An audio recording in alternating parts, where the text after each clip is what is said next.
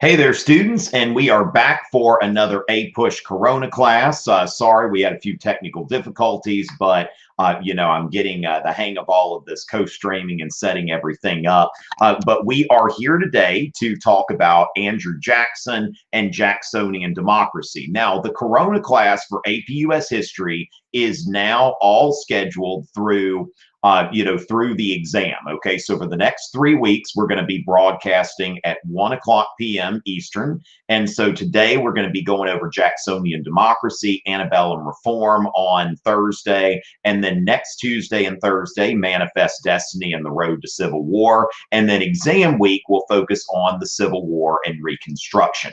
So as far as that goes, we've got the Corona class all scheduled. Also, let's keep in mind now. First, we're going to shout out to Mr. Pfeiffer in Germantown. All right, so get your questions in. We're going to be talking about Jacksonian democracy today. That's going to be the preference for content questions. Hey, Devin and Beefy in the YouTube chat. Now, as far as that goes, yes, the exam is coming pretty fast. Now, another thing I want to make y'all aware of, I'll give y'all some more specific information on this on Thursday. I am going to be looking at getting together some premium broadcasts for this Saturday and next Saturday. Okay. And then I'll have a deal where teachers can also like buy in for their students and get them into the broadcast. So I'm going to be going over that. Now, let me go ahead and share with y'all. Now, Vicky, you may have already received this. Vicky, did you already receive my Jacksonian democracy DBQ via email?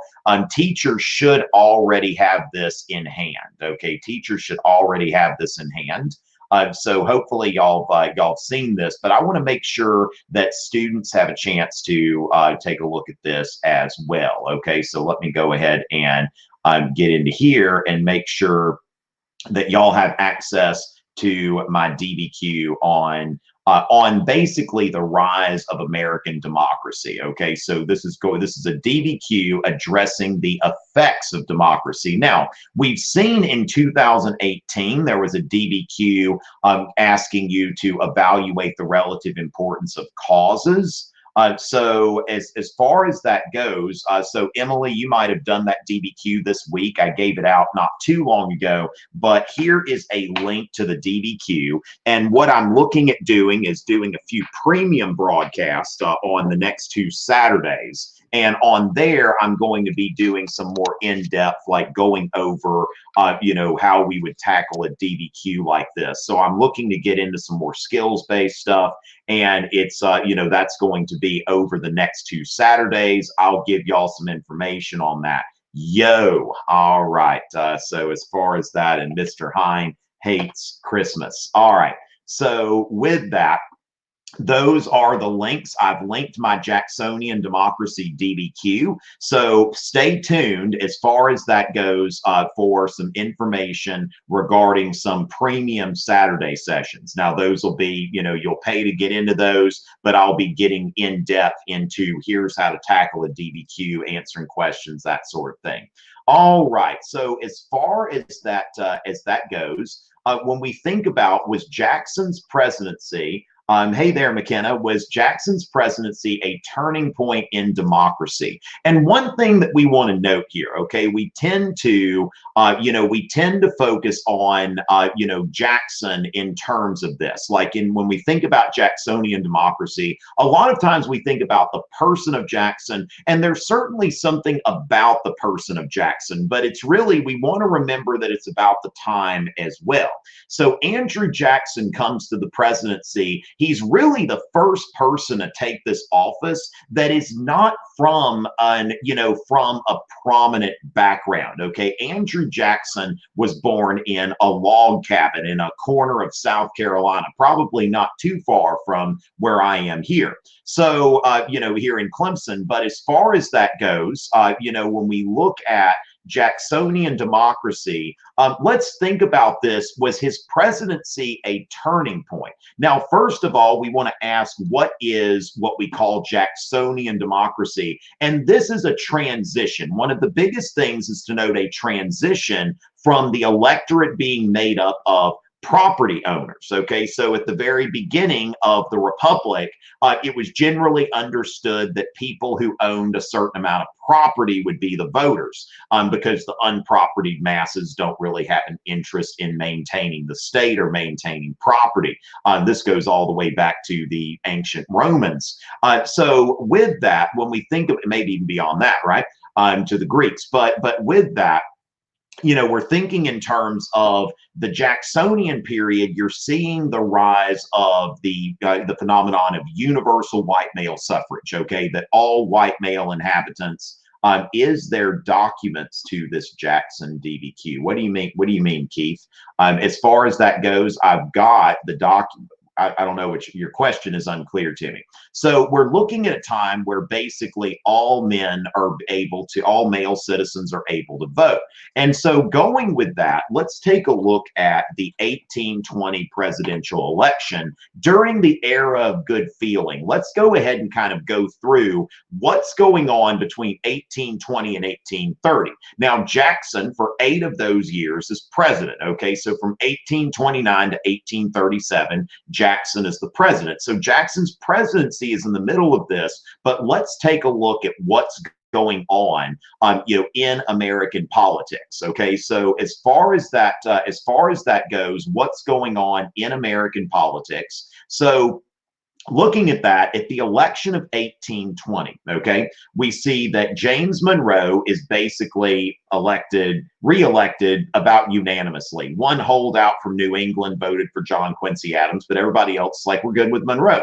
Only 87,000 popular votes were cast. Okay, so in the election of 1820, only about 87,000 votes. And we see here that there are some states that are letting people actually cast ballots. So we see here Massachusetts, New Hampshire, Connecticut, New Jersey, Virginia, we see Pennsylvania, Ohio. Now we notice the states west of the Appalachian Mountains, you see votes being cast here. So what we start to see is this is one of those things, kind of like, whether it's suffrage for unpropertied men, suffrage for women, whether it is the legalization of marijuana. There are lots of things that are going through, in our nation's history that start west and then they end up going to the east. Okay, so you notice here in 1820 that most of the eastern states are not allowing everyone to vote. They're still appointing electors through the legislature. South Carolina will continue to do that all the way through the election of 1860. But by 1860, every state besides South Carolina is having a popular election to allocate that state's presidential electors. So when we look at 1824, we've gone from 80,000 voters to, we're seeing here about 80,000 there, and then, about almost 400,000. We're looking at 350 to 400,000 voters in the election of 1824. So the number of people voting has quadrupled from one to the other. Now you notice here that we see more states are jumping on to this bandwagon. Now notice that there are still, you don't see it happening in, necessarily in Maine, Vermont, New York, South Carolina, or Georgia, but most states are providing for a popular election. Now, Louisiana doesn't look like it's doing it yet either. So going from there, then we go to the election of 1828. And the election of 1828, you see more than 1 million people voting. Okay, so 1.1 million voters. Now, remember, 8 years before that, there were less than 100,000 popular votes cast. And so now you're seeing that, okay, so now New York, all of the Northeast, okay, so, and then Georgia, it looks like it's even doing something. And so you're seeing here where by 1828, you have many more people voting. And then by 1832, you see another increase. We're getting closer to, we're getting closer to 1.5 million. Now, Van Buren succeeds Jackson after this. And then there's the 1840 presidential election. I would say the 1840 presidential election is where democracy really kind of reaches its maturity, okay? And this is, of course, where the Whig Party kind of gets involved here. So, we see here over 2 million votes cast, okay? So let's see, about 2.3 million votes cast in 1840, as opposed to less than 100,000 in 1820. So this period from 1820 to 1840, you see the advent of mass politics, okay? And so now you see where every state other than South Carolina is having a popular election to determine how that state's presidential electors will vote. So that's something that we've seen in a 20-year period, a rapid expansion in the electorate. So we see mass politics really coming to its maturity at that time. So going from that, we want to understand now the 1844 election is kind of a continuation of this. And one thing we want to think about the overall effects as well. So remember that they can ask you about causes on the exam, but also I think at some point we're going to see a DBQ that focuses on effects. So when we think about the 1844 presidential election, I think that you see one of the effects of democracy is when you think about Texas, okay? So you think about, for example, when Texas became independent in 1836. All right, so Texas is independent in 1836. They apply to come into the Union. They want to be annexed into the United States. Now, Jackson is the president this time, and Jackson was actually a close personal friend of Sam Houston. But at the same time, Jackson was still kind of rooted in some of the older ways of thinking, like, well, if we annex Texas with Texas' self-proclaimed border at the Rio Grande, that's not going to work, okay? That's going to provoke a war with Mexico. It's also going to tilt the balance of free and slave states, and it's going to get people arguing about slavery. And in the 1830s, the political class didn't want, and this is something to kind of note here, is in the 1830s, the political class still sought to avoid controversy when it came to slavery. And so when you're looking at Texas in 1836, that, the government is holding back. Like Andrew Jackson decides he's not going to act on it. Neither does Van Buren. And then, you start to see with popular support for Manifest Destiny starts to skyrocket, okay? That the American public is like, why wouldn't we add states there? The politicians don't necessarily want to debate this and want to get into a war with Mexico, but why not? Okay, we want to expand. So when you look at the effects of the rise of democracy in 1844, James K. Polk runs on a platform that we are going to annex Texas. We are going to annex all of Oregon, 54-40 or fight. He didn't keep that promise, but we see here that James K. Polk, who was really like a disciple of Andrew Jackson. Now, why isn't it giving me the ability to share my screen anymore? I don't know what's going on here. So it's not letting me share my screen. But one thing we want to note about the 1840 election is Tippecanoe and Tyler too. William Henry Harrison. Okay, the Whigs decided that they saw what had happened with Jackson and the Democratic Party, and basically this. Remember, one of the things that happens here is we start to see popular campaigning and the beginning of candidate-centered politics. Like basically, the Democratic Party was Jackson's party. These are people that are coming in with Jackson, okay? And so we want to note here that the Democratic Party is basically Jackson's party built around this man who was, built around this man who was born in a log cabin, who represented the American dream, really, okay? So when you look at Jackson, He was born in a log cabin in South Carolina, never met his father. And all of a sudden, this guy becomes a successful attorney, a general, with a great victory at New Orleans, somebody who, had a plantation with several slaves. Not that, not that we are condoning that now, but certainly, people at the time, they're looking at Jackson and it's like, here's a guy that came from nothing. Here is the self-made man who now is president of the United States. You look at, the Adams, John Adams and John Quincy Adams, Washington, Jefferson, Madison, Monroe. None of these guys came from nothing. All of these guys were part of this, this elite. And so Jackson comes up and it's like, look, I can be, this guy can be the president. And so really, I don't think it's unlike what you've seen with the phenomenon of Donald Trump. Donald Trump being that person that comes in that's never held office, that has never been in the military. So that's the sort of thing that we see a new kind of president, somebody that you've never really, never really seen in that capacity before. I don't know if Jackson ever advised people to inject themselves with disinfectant, but the thing is, certainly a new kind of president that you're seeing here. Now, in terms of, the 1840 campaign, Tippecanoe and Tyler too, William Henry Harrison, who had made his name at the Battle of Tippecanoe. So Jackson was the hero of New Orleans. William Henry Harrison was the hero of Tippecanoe, which led to the War of 1812. He was a rugged Indian fighter. Now, Harrison had been born in Virginia to a pretty aristocratic family, but they decided to make this campaign the log cabin and hard cider campaign.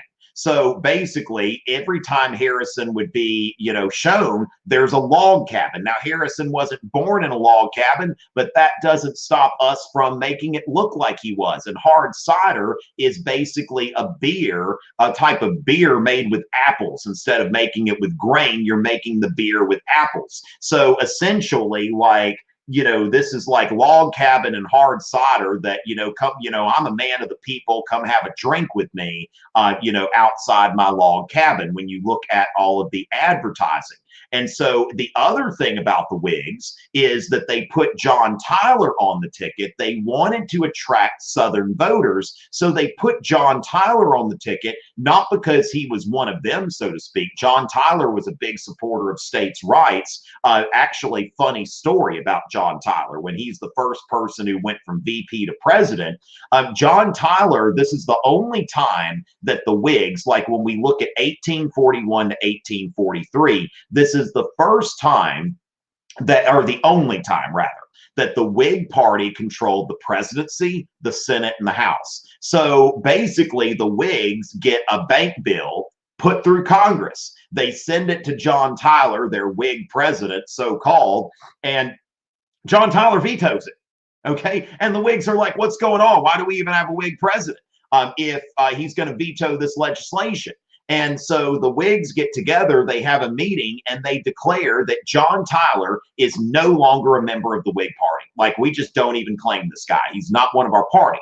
Now, that's the other thing that we see coming from, so-called Jacksonian democracy, is the beginning of party organizations. Now, we did have the first two-party system, but it wasn't quite as institutionalized as the second two-party system, where you've got the Democrats and the Whigs, and you have policies. And, this is the sort of thing that the second two-party system is a result of this democracy. Now, why was Polk popular?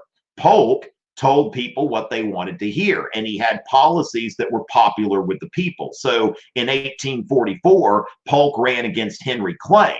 And in running against Henry Clay, poor guy, he's always having to be on the losing side policy-wise. And so Clay and the Whig Party, they were against the annexation of Texas. And the annexation of Texas was the big issue, and the people were on Polk's side, or we could say Polk was on the people's side. Okay, so this is where it's having somebody that is on the right side of the issue of the day, and also this candidate-centered approach. Okay, so whatever the election issue is, who is the more appealing candidate, and are they on the right side? Do they side with the majority on the issue that the majority decides that this is going to be about? So the majority really couldn't understand, like, the Whig Party's objection to annexing Texas. What do you mean you don't want to add more land to the United States? Hey there, Olivia. So as far as that goes, that's something to think about there. Okay. So there, let's see. How does Jacksonian democracy compared to other presidential terms around the same time? Okay, so for example, we want to start this. The story of Jacksonian democracy starts with the 1824 election, where Jackson was the person that got the most votes. And also Jackson, and for some reason, again, my screen share it's not offering me to screen share. So you're just going to be seeing my face for the rest of this broadcast. So when you look at with the corrupt bargain, so basically, Adams and Clay, and this is one video that I would recommend that I have on my YouTube channel, it's called Aristocratic versus Democratic Republics. And I go into the way that the United States shifts during the antebellum period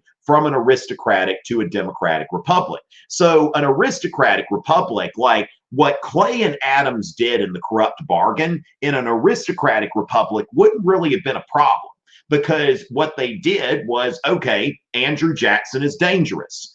We need to stop Andrew Jackson. So Henry Clay, who was eliminated because nobody got the majority, and the top three candidates then go to the House of Representatives. And so when we see the top three candidates going to the House of Representatives, then we see that Henry Clay, all of the states that sided with Clay suddenly go for Adams. Clay was the Speaker of the House where this second election was happening.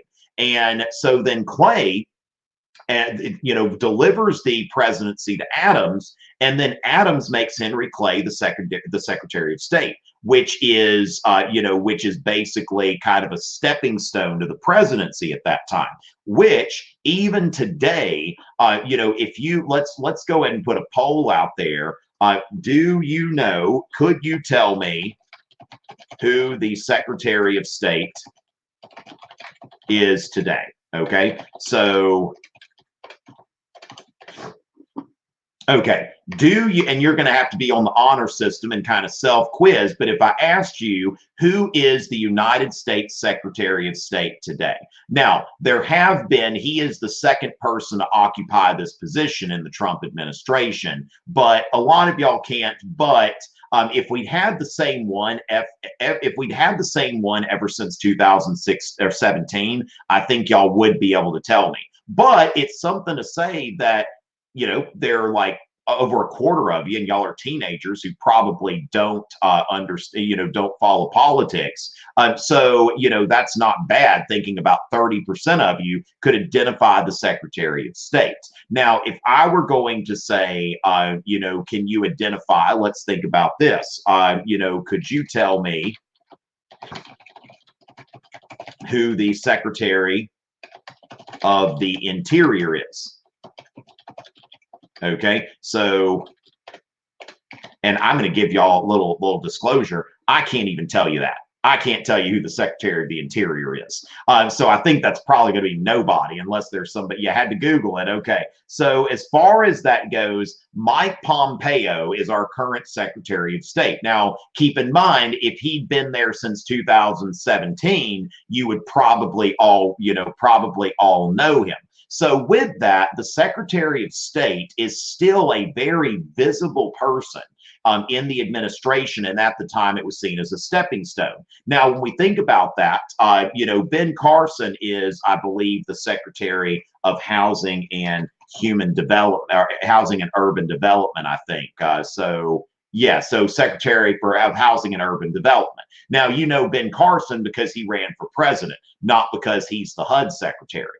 So as far as that goes, what I want to stress here is basically we have this sort of horse trading. All right, we have favors being given. So Clay helps Adams become the president, and then Adams puts Clay in this position where he is kind of seen as the heir apparent. Now, there is, of course, a firestorm of controversy over this, okay, because it's looking like close. So Bill Barr, B-A-R-R. So going from there, we want to note that there was this deal. Now, we don't have this deal in writing, but we're not stupid. And if you look back, you're wondering, why did they do that? Okay, it looks so bad. Okay, so it looks so bad. The corrupt bargain really looks terrible. But at the same time, Clay and Adams didn't understand what was happening, that the country is becoming more democratic, that what common people think, what everyday people think, and what everyday people are reading in the newspapers, this matters. And Clay and Adams did not get that. And when you look at Clay running in 1832, like, oh, let's make this a referendum on the bank. And, it's like, anybody with me? And of course, Jackson defeats Clay in 1832 because the people were with Jackson on the bank, because Jackson, in vetoing the bank, in his veto message, he says, look, I am protecting the rights of the states. I'm protecting the rights of the people. I am destroying a corrupt institution that is making rich people richer at the expense of everyday people, that it's not the job of government to come in and make rich people richer. And so the thing is that Jackson is speaking to the people and he's saying, look, this bank is not for your interest. This bank is for the interest of the wealthy and the powerful, and that's not why I'm here. That's what Jackson says to them. Jackson is communicating to regular people in a language they can understand. So when we get to so John Quincy Adams, one term. Then we get to Van Buren. Now, another thing you'll notice about Jackson, just from a history buff perspective, Jackson had good hair. Andrew Jackson, even as an old man, had a full head of hair. John Quincy Adams and Martin Van Buren, both bald. Now, Martin Van Buren had a nice head of hair. It was just all on the side of his hair and on the side of his head. And so the side of his hair. Does that make any sense? And so, when you look at the history of the American presidency, Dwight D. Eisenhower is the only bald president to be reelected. And so that's an interesting bit of trivia there, that Jackson also had good hair. And when the Whig Party put up William Henry Harrison had good hair. And so, yeah, when you look at this, it's very interesting. Now, the president with arguably the best hair that we've ever had is Franklin Pierce. I would say that handsome Frank Pierce had the best hair. That was what they called him. They called him Handsome Frank. Perhaps the best looking president we've ever had. I mean, JFK might be a close second, right? But as far as that goes, that when we look at Harrison, yeah. So I mean, you could, yeah. I mean, the thing is, it is some incontrovertible evidence right there. So with that, Martin Van Buren, there were some economic panics at that time during his administration, and also there was an instance where Martin Van Buren was riding around in a stagecoach. And so one of the jingles, like Tippy Canoe and Tyler 2, Log Cabin and Hard Cider, one of the things that they put out there was, in a coach, like about William Henry Harrison, in a coach, he is no rider, but he can fight and drink hard cider. And so that's something that they put out there, that the the 1840 presidential campaign was such a turning point, in the sense that the Whig Party made its peace with democracy and ran on telling people what they wanted to hear. Now, when Henry Clay runs in 1844, and it's like, hey, who wants to not annex Texas? And it's like, no. Okay, so Henry Clay is just, he doesn't understand what the issues of the day are. Now, also, we can say that Henry Clay was also a kind of a prophet almost. Like his American system was out of step with the times, but basically the American system, remember NIP, National Bank Internal Improvements Protective Tariff, besides a national bank, the protective tariff becomes hard policy in the United States in the Gilded Age during the industrialization of the United States. So as far as that goes, that's something that you want to make sure to note there. But yeah, so democracy is coming to a maturity. Now, one thing about William Henry Harrison, he died shortly after taking office. He got pneumonia after giving what might have been the longest inaugural address ever. I looked at this inaugural address and it was really interesting because what you see in William Henry Harrison's inaugural address is he says, as president, I'm going to defer to the legislative branch. He says, I will, like Jackson, basically change the way that the veto was used. Okay, before Jackson, the veto was used very sparingly and typically for procedural reasons. Okay, George Washington vetoed two pieces of legislation. One piece of legislation he vetoed because he said that I don't think this is in line with the Constitution. I think that this legislation is not in line with the Constitution, so therefore I can't sign it. Remember, this is before Marbury v. Madison. Washington saying as president, I have the responsibility to interpret the Constitution. Jackson also believed that. Jackson said that's not the Supreme Court's job, that's everybody's job. And Washington vetoed another piece of legislation because he said, my Secretary of War said this will be unenforceable. But Washington never vetoed a piece of legislation because he didn't like it. Okay, so Jackson is basically using the veto. We see an increase in the power and visibility of the American presidency, where Jackson, for the first time, really kind of starts what is now kind of a set part of our government known as the veto threat. Okay, that Jackson will basically, as things are being debated, if this piece of legislation passes, I'm going to veto it. And that's something that really was not a part of American politics before that. So Jackson is really using the presidency as a third house of the legislature, which is part of this. Yeah, so the Whigs called him King Andrew. Now, of course, when you go into Jackson's bank veto, he's writing about how not just that he doesn't like it, not just that it makes the rich richer and the poor poorer, but he also says that this undermines the rights of the states, that the rights of the states are not maintained by this piece of legislation. So that's something that is important to note there, that the rights of the states are not being respected by this legislation. So with that, that's what we get into as far as the other presidential terms around the time. But remember, and then when James K. Polk was elected on a Texas annexation platform, John Tyler with John C. Calhoun, who stepped in as Secretary of State after, once I guess, Polk, or not Polk, but Tyler's administration's fallen apart. John C. Calhoun, typically a Democrat, comes in as Secretary of State, and Calhoun and Tyler bring Texas into the Union through a joint resolution of Congress before Polk even takes office. So what you see here is that the government's becoming more responsive to public opinion. Okay, so why did Jackson get so much hate for the murder of the National Bank? Now, it depends on hate from who, okay, because his own party, I mean, it's just, his party was anti-bank. When you think about this, the bank is something just like it had been an issue with Jefferson and Hamilton.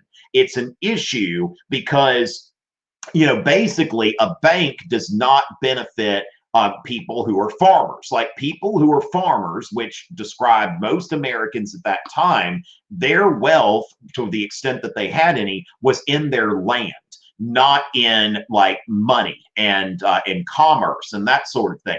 So we want to understand that the economy of the South, is really in a lot of ways kind of pre-capitalist in a way. I mean, American capitalism is really starting to bloom in the Northeast at this time. So Jackson got hate about the bank, but that was from the Whig Party. That when you think about Henry Clay's American system, NIP, National Bank Internal Improvements Protective Tariff, this is something that when we're thinking about the bank, that's something that goes along with Clay's agenda to promote domestic manufacturing and an insulated economy that doesn't need trade from Europe. But we want to understand that the bank veto was very popular with other Americans who believe that the bank is just a tool to, now, don't farms need loans? But they can get those from banks that are in the states. Okay, so here's the thing, that the national bank, like, we need to remember the national bank is not synonymous with banking in general. Okay, so that's one thing. That, for example, if somebody says that they're not a fan of public education, they're not saying they're not a fan of education. They're saying that they don't believe that the government should be in charge of schools. Or if somebody says, I want to abolish the federal Department of Education because education should be a state function, they're not saying that they don't want education at all. So that just because you're against the national bank, okay, that doesn't mean that, just because you're against the national bank, that you are against banking in general. So what Jackson did is he took the deposits of the United States government out of the Bank of the United States, and he put them into state banks, which his opponents called pet banks, because Jackson's getting to decide where these deposits are. So as far as that goes, we are getting into okay, excellent. Look at this. We've got let's see. That's interesting, Babini. That is some very interesting kind of stuff there. All right. So yeah. Now you're noting. Let's see. Vibin, it's hard. Let's Vibin like. But anyway, we've got somebody in the YouTube chat with some interesting points. That Jackson is kind of the father of political patronage when you think about it. That Jackson is the one who really kind of puts when we think about this, that Jackson is the one who is really going to start like this with the spoil system, this system of when somebody gets elected, they hand out a bunch of favors. Okay, so somebody in the YouTube chat saying that, it's not, Trump is not the modern day Jackson, that, you'd look at somebody like Hillary Clinton, who would be the modern day Andrew Jackson. That's an interesting way to look at it. But you begin this process of you get elected, and both parties do this. Both parties do this. So, you look at the current, federal Secretary of Education, who was a big donor to the Trump campaign. So both parties do this to some extent. And, Jackson came in and was basically like, look, I'm firing everybody that didn't have to do with the election. And this is before the Pendleton Civil Service Act was passed during the Gilded Age in the 1880s. So it's like today, most federal employees fall under civil service. But at that time, the president of the United States could even decide who the local postmaster was in Clemson, South Carolina. The president could say, okay, I'm making sure this person's there. So the president at that time controlled every position that was a federal paid position. So with that, well, yeah, the corrupt bargain, certainly an example of political patronage, but at the same time, Jackson took political patronage to a whole new level. Okay, so with that, I think Caroline, when we think about Andrew Jackson, okay, we first of all think about candidate-centered politics. Okay, so we start to see where campaigns are very much about the candidate. Now, parties unite behind the candidate, but the campaign is about the candidate. Okay, so that's something. Also, this idea that parties are going to have to latch on to issues that are popular with the people. Okay, so when we look at the 1844 election with James K. Polk advocating the annexation of Texas, knowing that this is what the American people wanted. Okay, so that is another thing there that we start to see the involvement of regular everyday people, at least if they are at the time white males. Now, here's another thing to note, that a lot of people can take Jackson to task, they're not really making arguments that are rooted in the time. Okay, they're not making arguments that were rooted in the time. They're making arguments that are rooted in now. So when you think about this, that universal white male suffrage, now next time I want to talk about antebellum reform movements, but universal white male suffrage, this is a stepping stone to suffrage for everybody. So it's no accident, I don't think, that you see the women's suffrage movement starting in the 1840s after we see that, you know, the right of every white man to vote becomes sacrosanct in American politics. Then we start to see, you know, these middle-class white women who are thinking, why don't I get to vote? And of course, after the Civil War, we see the passage of the 15th Amendment that says that every, you know, every adult male that's a citizen of this country can vote, and that everyone is a citizen who is born in this country and subject to its laws. So we see that, you know, we see those legacies here, these legacies of, you know, the government really relies on the support of the people. And so even today, when you look at, I mean, there are a lot of very, you know, repressive measures being taken in some states, but at the same time with the coronavirus, but at the same time, those, you know, those states are, you know, the governors tend to have, okay, so the governors tend to have the support of the people. So as far as that goes, I don't see, you know, but yeah, so when we look at, you know, I'm looking at something here, most Americans like how their governor is handling the coronavirus outbreak. So when we're looking at this, you know, we think about here that the government is putting out these stay-at-home orders, but at the same time, we see that they tend to approve. Like, you know, you see that in April, now we see April 3rd through 7th, we see that 72% of Americans approve of the way that their governor is handling the coronavirus outbreak. Now, President Trump's poll numbers seem to have stayed pretty, you know, people have made up their mind about President Trump. But at the same time, what we're going to see when we think about the legacy of Jacksonian democracy, what we want to, yeah, we see Gavin Newsom of California. He's got an 83% approval rating. Before the pandemic, it was a 42% approval rating. So that is, that's pretty interesting. Now we see that some states where we see like, you know, we see Whitmer, Governor Whitmer in Michigan, you know, her approval is about at 66%. That's a little bit low when we think about like some of these other ones. So that's going to be kind of interesting to see what people are thinking about the way that their governor is, you know, is handling these things. Now, if public opinion turns against the stay-at-home orders, then what we're going to see, I forgot to dab, okay.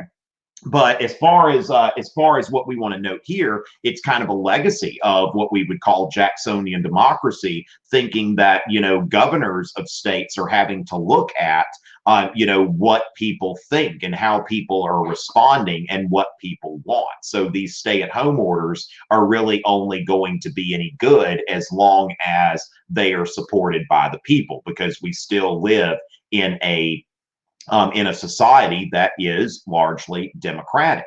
And so the era of good feeling, yeah, the era of good feeling or good feelings, depending on how we're referring to it, this is kind of pre-democracy. This is what you see where the aristocratic class decided we want James Monroe to continue in the presidency.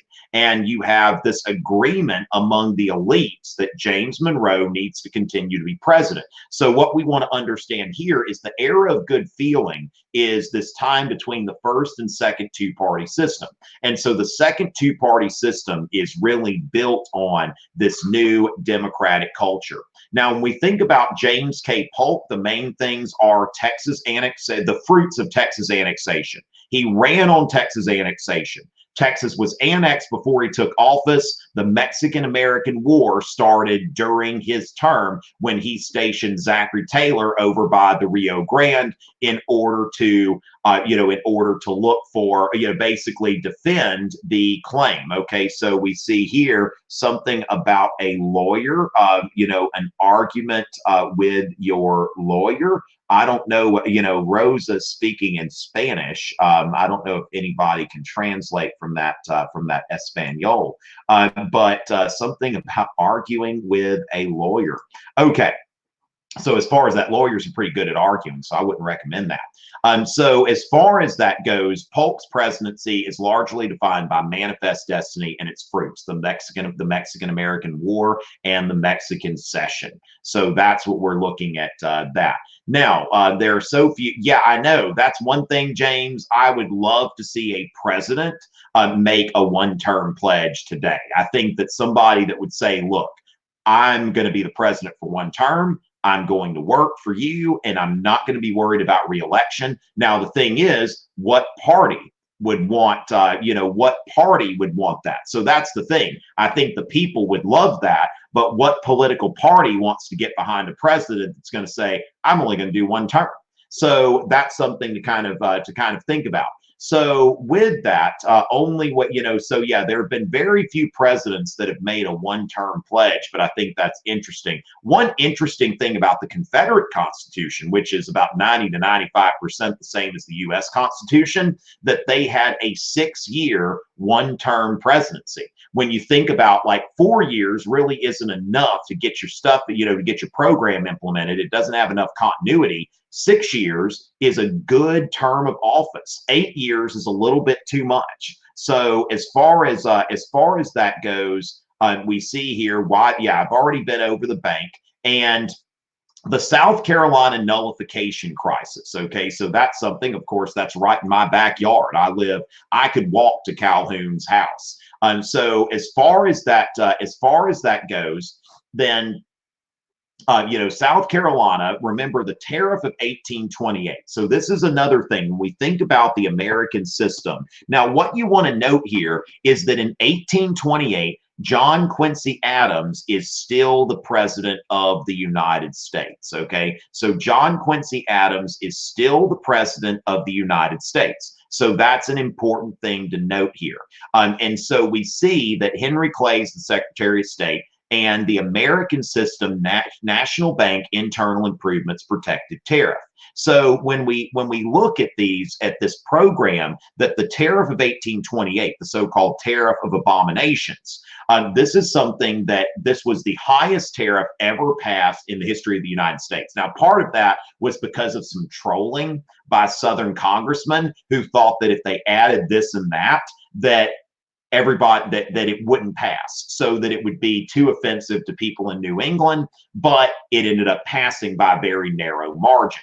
And so the thing is that the nullification crisis is rooted in this idea. Now, it goes back to Jefferson in 1798. In the Kentucky resolutions, Jefferson wrote, anonymously, of course, as the vice president. Now, Jefferson and Calhoun were both the vice president of the United States when they advocated anonymously, or at least at first anonymously for Calhoun, that for their nullification plans. And so Calhoun and the South Carolinians asserted that not only was the Tariff of 1828 bad policy, but it was also unconstitutional. Because when we scrutinize Article 1, Section 8, and we look at the taxing power of the government, it says to provide for the common defense and pay the debts and the general welfare.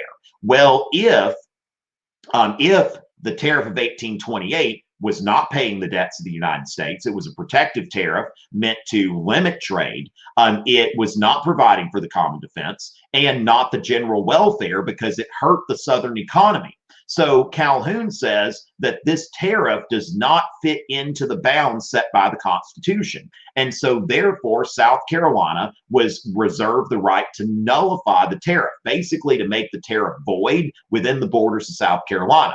Now, the Port of Charleston collected a lot of tariffs at that time. It was one of the busiest ports in the United States. And so the federal government's like, are we going to lose that revenue? And this is some of the same questions that Abraham Lincoln was asking when South Carolina seceded from the Union, that, we're going to lose out on that revenue.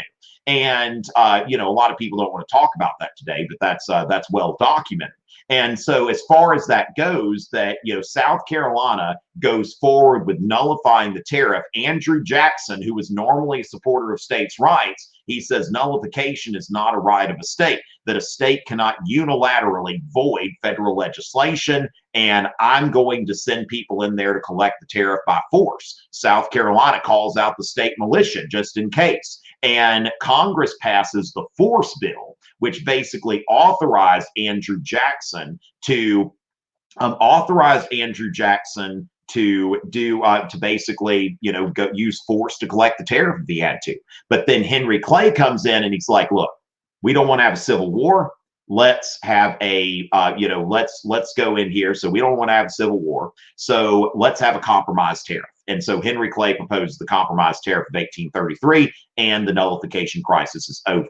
So with that, we've gotten through a lot of stuff to do with Andrew Jackson. Now we're going to come back on Monday. Okay. So as far as that, okay. So yeah, that's the thing. So, Christine is noting here that anybody can talk about slavery during the antebellum period. Anybody can talk about that, but not a lot of people understand the economic policy. So if you can become familiar with the tariff policies, that's something that is pretty important, and showing that you understand economics. So I will come back on Thursday. So yes, if I accidentally say Monday, Wednesday. Now, Jackson, here's the thing that Jackson had to do. Jackson had to walk a fine line.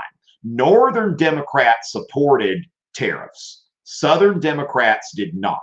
And so Jackson called for a judicious tariff, okay, which the tariff of 1833, I think, would be an example of a judicious tariff. So that's something that we see there. But yes, the Corona class for APUSH will be every Tuesday and Thursday at 1:00 p.m. Eastern, all the way through the exam. So next time we're going to focus on antebellum reform, manifest destiny on Tuesday. Next week, the road to civil war on Thursday, and the week of the exam, the Civil War and Reconstruction. And I'll have other broadcasts that we'll be putting in here. So just, stay tuned for that. Okay. So we're going to have some things. And like I said, I'm going to be launching some premium broadcasts that I'll let y'all know about. So we're going to, make sure, not only we'll have these public broadcasts, but for some smaller group premium broadcasts, those will be available as well.